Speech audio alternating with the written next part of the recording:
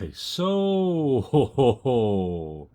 we have a few phones here, looks like, right? After you see my history on the table here, you may never guess that I actually bought an iPhone for some reason. Even though this is my very first phone right here. This is the very first phone I ever had.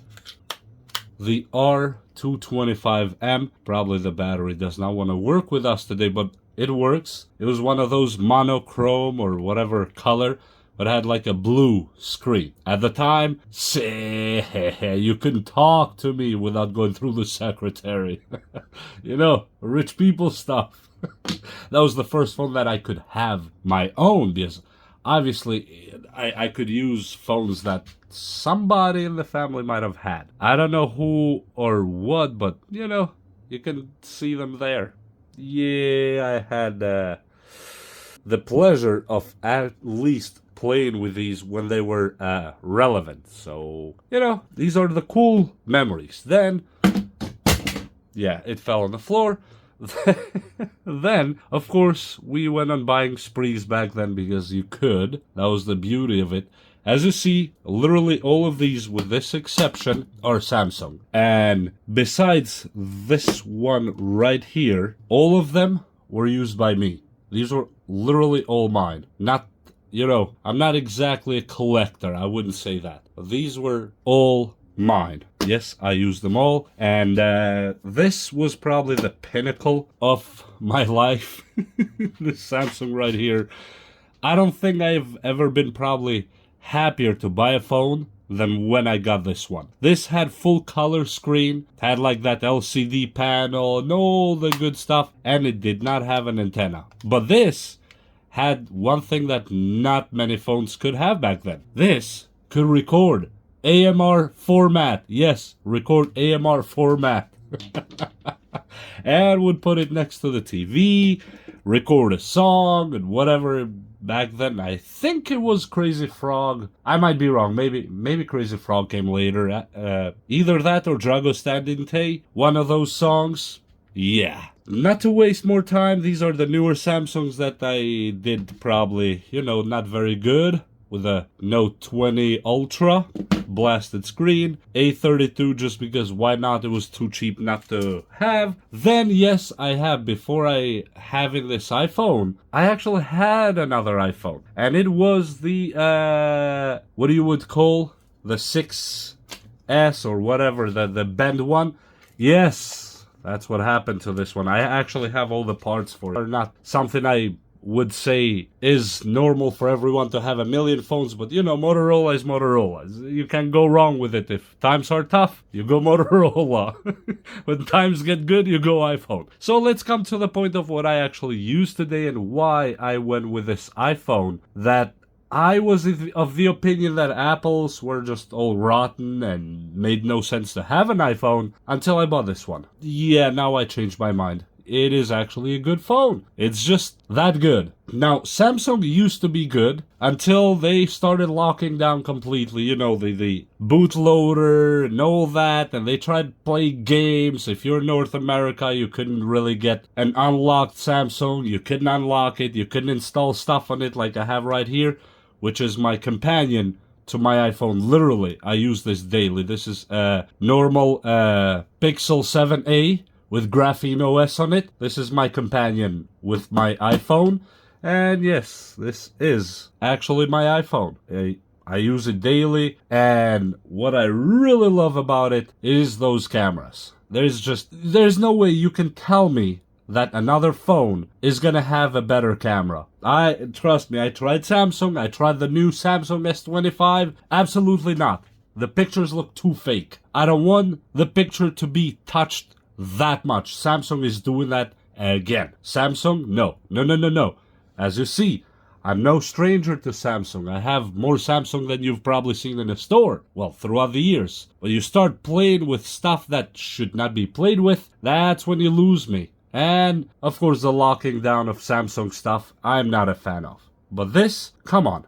This is what I need here. This phone. And yes, for all of you that are wondering, but to record in ProRes 120 and all that good stuff. Oh, but you need external drive. Yeah, you might. That might be the case. You need external drive to record directly on the Apple side of it. If you want to go 120, for example, let me click this. No, even 60. Yes, you can have an external drive.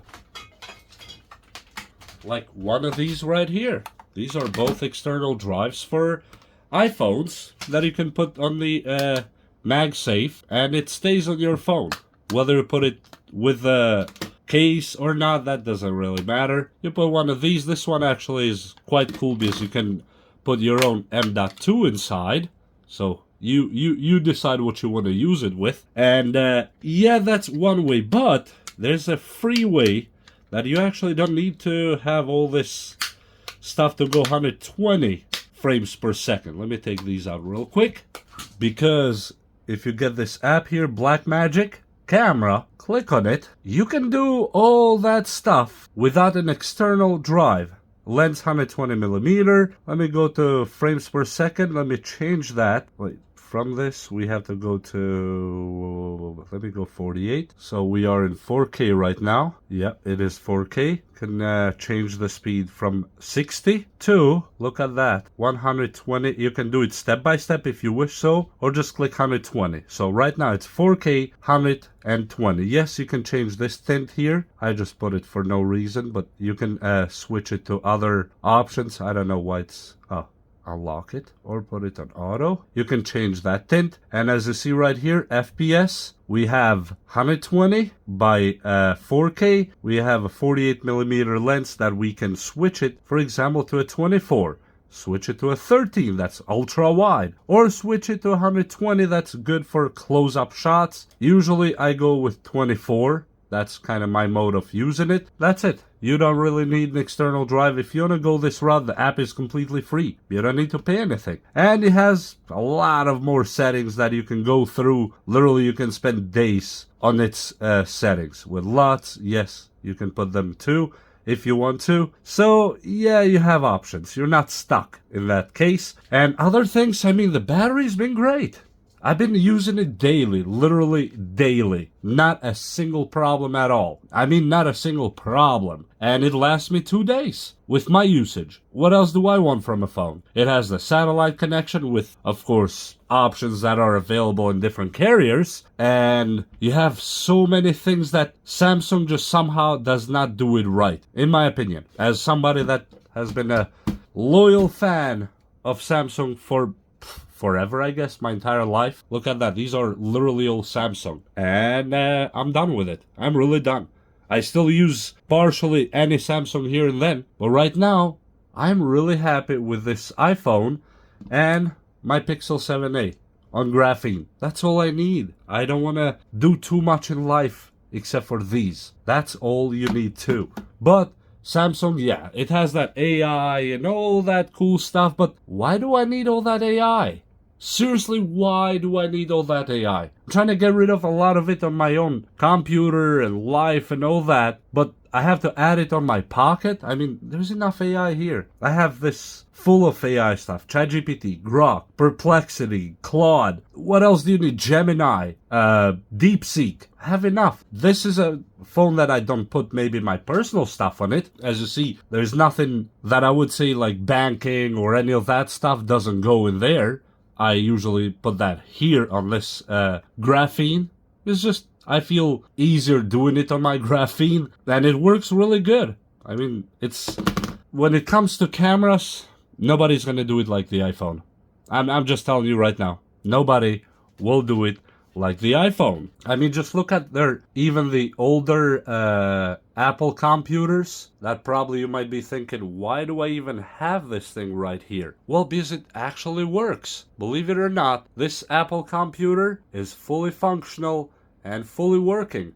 And it's rocking the latest Mac OS. Now, yes, there have been some interventions to make it work, you know, with the latest, but hey, that's all I care. And I'm really happy with the iPhone after what?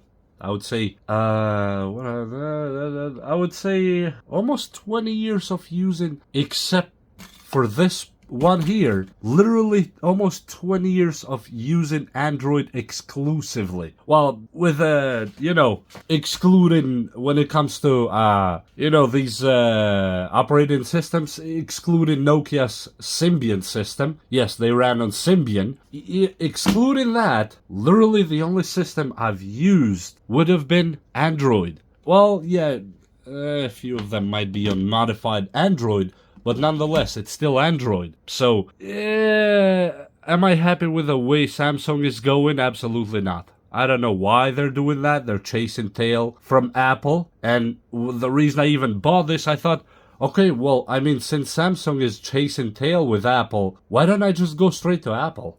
Just buy Apple, buy what Samsung is chasing. And I'm really happy. 4K videos, absolutely crisp. I'm talking about real crisp.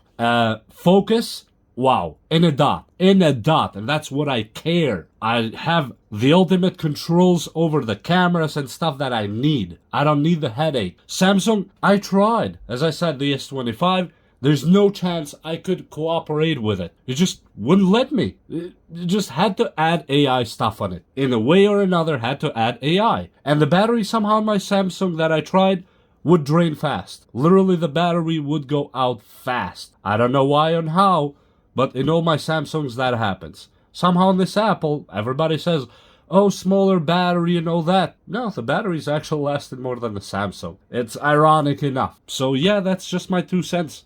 And all the videos, footage that you saw shot with this Apple. I mean, you're not gonna make it any better. And yes, I'm somebody that switched. Yeah, turncoat.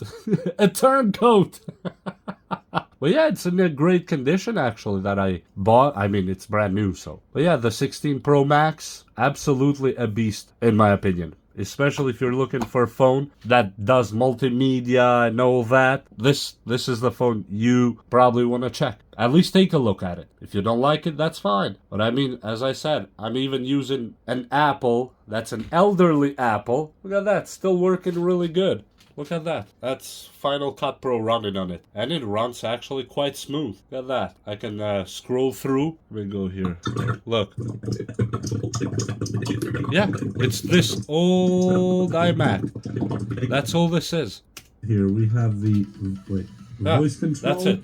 On, and you can change. So you tell me what other older computer is going to do the same. And yeah, it was easy actually to upgrade. The SSD has an SSD inside right now. 32 gigs of RAM. I mean, yeah, it took a little bit to detach this screen. It was not even that easy. I had to buy the strips again to put it again, the adhesive. But look at that. I mean, come on. And that's what I like about the iPhone 2, because it has these media features that I'm very interested in. The media features are my primary interest here.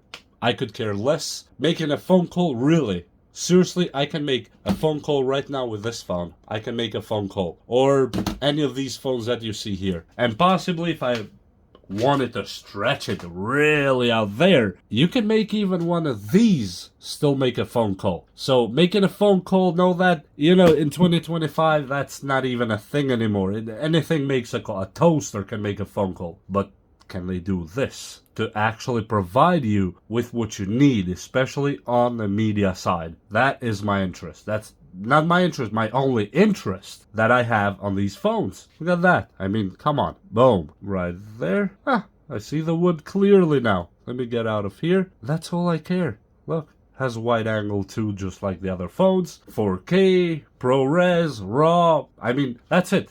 That's all I can tell you. 20 years later, I'm rocking an iPhone. If you told me that, I would have thought, or if you told me that a few years ago, I would have thought you're crazy. You lost your mind. Look what I do.